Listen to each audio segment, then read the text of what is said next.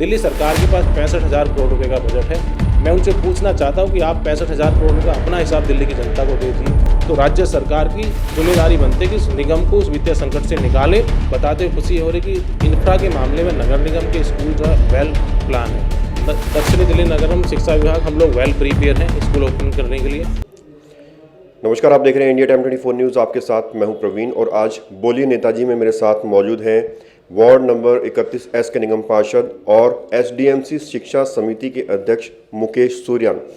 जैसा नाम से जाहिर है, बोलिए नेताजी में हम अलग अलग नेताओं से बात करते हैं करंट अफेयर्स के बारे में, राजनीतिक मुद्दों के बारे में और जो उनकी डेजिग्नेशन है उसको लेकर वो कितनी जिम्मेदारी से काम कर रहे हैं, इसे लेकर। मुकेश सूर्यान जी, बहुत बहुत स्वागत है।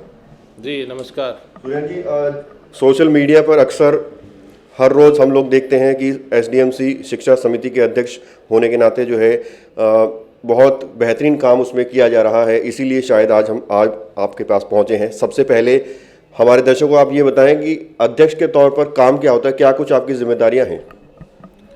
देखिए, सबसे पहले तो मैं आपका धन्यवाद करता हूं कि आप देखकर सुनकर सोशल मीडिया के माध्यम से हमारे अचीवमेंट की आप प्रशंसा कर रहे हैं।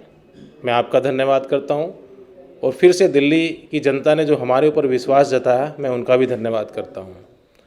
मुझे भारतीय जनता पार्टी द्वारा, मेरे शीर्ष नेतृत्व द्वारा जब मुझे जिम्मेदारी दी गई थी तो हमारे सामने बहुत बड़ा चैलेंज था उस टाइम पे कि 2-2.5 लाख बच्चे जो कोरोना के कारण घर में बैठे हुए थे, हमने उन 2.5 लाख बच्चों को भी साथ में जोड़ा और 1 लाख नए एडमिशन, 1,11,111 से अधिक नए एडमिशन कोरोना काल में आज तक के MCD के इतिहास में, और वो भी कोरोना जैसी महामारी के दौरान कभी इतना बड़ा लंबा ड्राइव और नए एडमिशन नहीं हुए हैं। इसके लिए सभी टीचर्स, टीचर एसोसिएशन, प्रिंसिपल और मेरी पूरी निगम की टीम जो शिक्षा विभाग है वो सभी बधाई के पात्र हैं। हमने जो सोचा था, जो चाहा था और जो पार्टी को, जो शिक्षा विभाग को हमसे जो एक्सेप्टेशन थी, हमने उनको फुलफिल किया। आज हमारे लिए और दिल्ली के लिए बड़े गर्व की बात है कि नगर निगम पर दिल्ली की जनता का भरोसा लगातार बढ़ रहा है। ये तो आपने एडमिशन की बात की, अगर मैनेजमेंट में बात करें तो अध्यक्ष के तौर पर क्या कुछ उसमें आपने बदलाव किया है और क्या कुछ अचीवमेंट रही है? अध्यक्ष के तौर पर मैंने सबसे पहले तो मैंने आपको एडमिशन का बता दिया है। एडमिशन के साथ साथ में हम लोग वर्चुअल क्लासेज, नगर निगम ने पहली बार दिल्ली के अंदर अगर किसी ने वर्चुअल क्लासेज स्टार्ट की थी तो वो हमने की थी। अध्यक्ष के तौर पर दिल्ली के अंदर आज तक कभी भी वर्चुअल मेगा पेटीएम नहीं हुई है, हमने वो करके दिखाया है। उसमें भी हमारे साथ लगभग 13,000 अभिभावक जुड़े थे, हमारे सारे प्रिंसिपल भी थे, हमारे सारे टीचर्स भी थे और हमारी दिल्ली प्रदेश से माननीय अध्यक्ष आदेश गुप्ता जी उसको मीटिंग को में आए थे। उन्होंने भी खुद अपनी हमारी दिल्ली की जनता को संबोधित किया था वर्चुअल के माध्यम से, और हमारे कुछ जो प्रिंसिपल्स हैं उनसे भी उन्होंने बात की थी। तो टीचर के कई मुद्दे होते हैं, टीचर सेटिस्फैक्शन की अगर बात करें तो क्या उसमें भी कुछ बदलाव आया?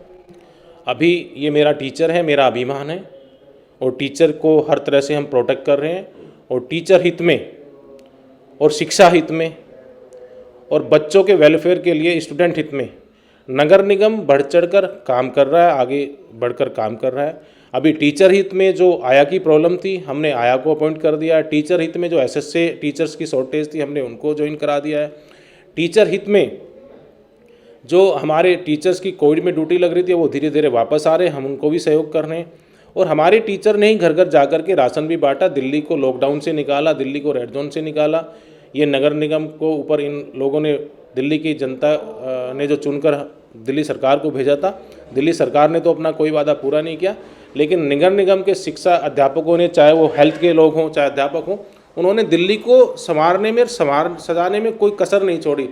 लेकिन आज यही सरकार उनको तंग कर रही है, यही सरकार उनको तंग कर रही है। और मुकेश सूर्यान जी जो है SDMC शिक्षा समिति के अध्यक्ष तौर पर कई ऐतिहासिक कार्य कर रहे हैं, ऐसा इनका कहना है। और पीछे आप पोस्टर भी आपको दिख रहा होगा, इसमें भी दिख रहा है एडमिशन को लेकर जो है एक ऐतिहासिक कार्य किया गया है। इतने ज़्यादा एडमिशन इतिहास में पहली बार हुए हैं, ऐसा इनका कहना है। एक छोटा सा ब्रेक लेंगे और ब्रेक के बाद जल्द लौटते हैं। भगत चंद्रा हॉस्पिटल विश्व की सभी आधुनिक और बुनियादी सुविधाओं से परिपूर्ण एक world class multi speciality hospital, Mahavir enclave Palam Dabri road पर स्थित साउथ वेस्ट दिल्ली का एकमात्र मल्टी स्पेशलिटी हॉस्पिटल, जहां 24 घंटे आपकी सेवा में उपलब्ध हैं वेल क्वालिफाइड डॉक्टर्स और हेल्पिंग स्टाफ। डॉक्टर CM भगत द्वारा स्थापित भगत चंद्रा हॉस्पिटल आपकी सेहत का ख्याल रखना ही इसकी प्राथमिकता है, वो भी अफोर्डेबल रेट्स में। और ब्रेक के बाद आपका स्वागत है। मुकेश सूर्यान मेरे साथ बातचीत कर रहे हैं लगातार। सर, अगर स्कूल स्ट्रक्चर की बात करें और जो है बच्चों के जो पढ़ाई के करिकुलम होते हैं उनकी बात करें, उनमें कितना बदलाव हो रहा है, शिक्षा के तरीके में कितना बदलाव हो रहा है? हमारे पास 581 स्कूल्स हैं, जिसमें 14 के आसपास इंडिपेंडेंट नर्सरी हैं। और इस बार मैं आपको सबसे अच्छी बात ये बताता हूँ कि दिल्ली के अंदर 13,000 बच्चे हमारे पास पब्लिक स्कूलों से आए हैं इस बार, जिन्होंने एडमिशन लिया, और 40,000 के आसपास हमारा नर्सरी में एडमिशन हुआ है। तो 40,000 नर्सरी में एडमिशन होने का मतलब 650 के आसपास हमारे टीचर की वैकेंसी बढ़ गई।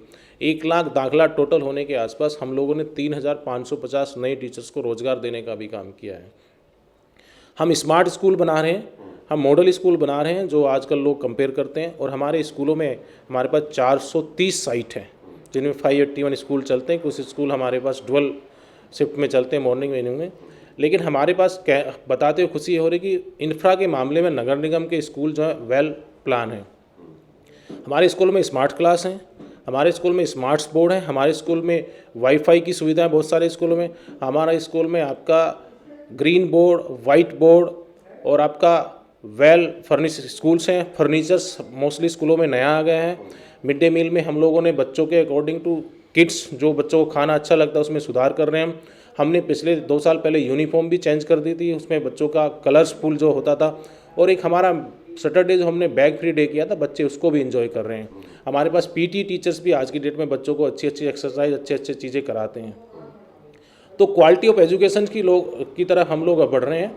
और हमारा टीचर्स जो है आज की डेट में वर्चुअल के माध्यम से पढ़ा रहा है। आप सोचिए, एक क्लास में 40 बच्चे हैं, वो टीचर 40 के 40 बच्चों को नाम से जानता है, उनका मोबाइल नंबर उनके मोबाइल में सेव है। व्हाट्सएप के माध्यम से, वीडियो के माध्यम से डेली बुक्स का होमवर्क जाता है, फिर वापस चेक होने के लिए आता है।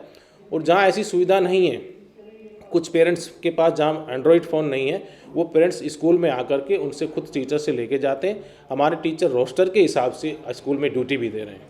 बिल्कुल। इतनी सारी फैसिलिटीज़ जो हैं दी जा रही हैं, लेकिन बच्चों के जो माँ बाप हैं उनका एक सवाल है कि कोरोना काल में स्कूल कब तक खुल सकते हैं? क्या इसके लिए कुछ तैयारियां हैं? दक्षिणी दिल्ली नगरम शिक्षा विभाग हम लोग वेल प्रिपेयर हैं स्कूल ओपन करने के लिए। कहीं ना कहीं कुछ चीज़ों में हमें दिल्ली सरकार की गाइडलाइन फॉलो करनी पड़ती है, DDMA की गाइडलाइन फॉलो करनी पड़ती है। जिस दिन भी दिल्ली सरकार स्कूल ओपन की घोषणा करेगी, हम लोग नेक्स्ट डे स्कूल खोलकर बच्चों को पढ़ाना शुरू कर देंगे, क्योंकि हमारा सब कुछ ऑन ट्रैक है, हमारा कुछ भी डिस्टर्ब नहीं है। हम लोग ऑलरेडी बच्चों से जुड़े हुए हैं और स्कूलों में सब चीज़ें मेंटेन है। महामारी तो लगातार बढ़ रही है, आपको लगता है कि ऐसे में स्कूल खोलना सही रहेगा? देखिए, इसलिए हम लोग वर्चुअल की ओर बढ़ रहे हैं। महामारी दिल्ली के अंदर लगातार बढ़ रही है, लेकिन दिल्ली सरकार की कुछ नैतिक जिम्मेदारी बनती है, वो दिल्ली को पॉल्यूशन से भी बचाए और कोरोना से भी बचाए। सरकार अपने हर वादे में फेल हो गई है। दिल्ली की जनता की इनको कोई परवाह नहीं है, सिवाय भारतीय जनता पार्टी शासित नगर निगम के ऊपर आरोप लगाने के अलावा इनके पास कोई मुद्दा नहीं है। इनके कॉलेजों में कोई पढ़ाई नहीं हो पा रही, टीचरों को तनख्वाह नहीं मिल पा रही। और बड़ी शर्म की बात है कि ये सरकार पहली ऐसी सरकार है जो स्टूडेंट वेलफेयर का पैसा टीचर्स की सैलरी के लिए अलॉट करना चाहती है। इससे बड़ी शर्म की बात कोई हो नहीं सकती। ये सरकार ना कोर्ट को मानती है, ना जनता को मानती है, ना जनता के हित को मानती है, ना जो जनता चुन के भेजती है, ना उसको कुछ समझती है। आज दिल्ली सरकार दिल्ली पुलिस को फेल करने के लिए ऐसा प्रोपेगेंडा रच रही है कि दिल्ली के कोने कोने में इन्होंने वॉलंटियर्स खड़े कर दिए हैं कि आपको प्रदूषण के खिलाफ युद्ध लड़ना। अरे युद्ध लड़ना है तो आप इंफ्रा लाइए, आप टेक्नोलॉजी लाइए, आप स्मोक टावर लगाइए, आप कोई ना कोई ऐसी आप कहते थे आप बसें लाएंगे, आप इलेक्ट्रॉनिक बसें लाएंगे, इस टाइप की चीज़ें लाइए। वो वादे आपके तो हवाई हो गए। और जनता को पोल्यूशन के अंदर आप लोगों को आप चौक पर खड़ा करके उनको और मारने के लिए वो कह रहे हैं कि यूपी और हरियाणा में पराली जो जल रही है 40% पोल्यूशन उसकी वजह से हो रहा है। देखिए, इनके पास कोई भी तथ्य नहीं है और नई तथ्य के पे लोग बात करते हैं। ये पूरी पार्टी का कोई जनाधार तो है नहीं है, बट जनता की आंखों में धूल झोंककर जनता के साथ विश्वासघात करके बार बार 2 बार चुनकर आ गए हैं। लेकिन अब जनता भी इनको समझ चुकी है। कोई वादा इनका एक पूरा हुआ तो आप भी मीडिया के पत्रकार हैं, अभी घूमते हैं पूरी दिल्ली में, ना तो पानी का वादा पूरा हुआ, ना सीवरेज का वादा पूरा हुआ, ना बिजली के चार्जेस का वादा पूरा हुआ। और जितने भी ये काम कर रहे हैं उन सब में घोटाला कर रहे हैं। ये वॉलंटियर्स में भी घोटाले हैं, क्योंकि जो ठेकेदार है वो उनके रिश्तेदार होते हैं, उनको ठेका दिया जाता है, उनके माध्यम से पैसा जाता है।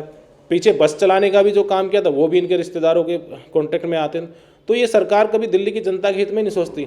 आपने ना स्मोक टावर पे काम करना चाहिए, आपने वाटर रिसोर्सेज पे काम करना चाहिए, आपने दिल्ली के अंदर प्यूरीफायर लगाने चाहिए, आपने इलेक्ट्रिक बसों पर काम करना चाहिए। इन सब चीज़ों पे तो दिल्ली सरकार काम कर रही है जो इनके काम करते हैं। हाँ, निगम के हर काम में सरकार रोड़ा लगाने का काम कर रही है।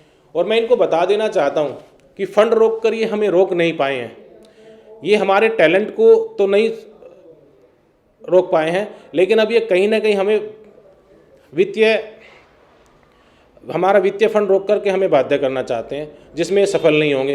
क्योंकि हमारे पास दिल्ली नगर में हमने खुद इनको बोला है, दिल्ली सरकार के पास 65,000 करोड़ रुपए का बजट है। मैं उनसे पूछना चाहता हूं कि आप 65,000 करोड़ रुपये अपना हिसाब दिल्ली की जनता को दे दीजिए। आप 15,000 शिक्षा का बजट बता रहे हैं, मैं 10% मांगता हूं कि आप नगर निगम की शिक्षा को 1,500 करोड़ दे दीजिए। उसके बाद आप हमसे आगे कंपेरिजन कर लीजिए। कंपेरिजन करने के लिए हम आज भी तैयार हैं, लेकिन 650 करोड़ तो मेरे टीचर की सैलरी जाती है।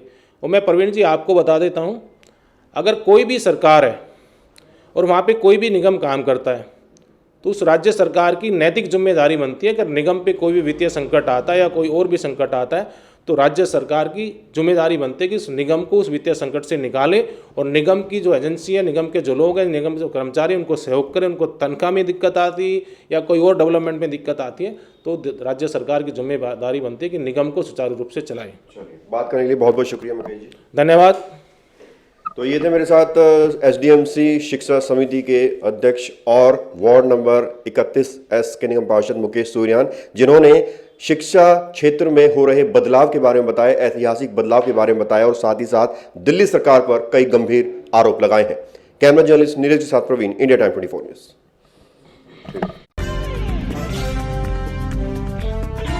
खबरों से खबरदार रहने के लिए चैनल को सब्सक्राइब करें और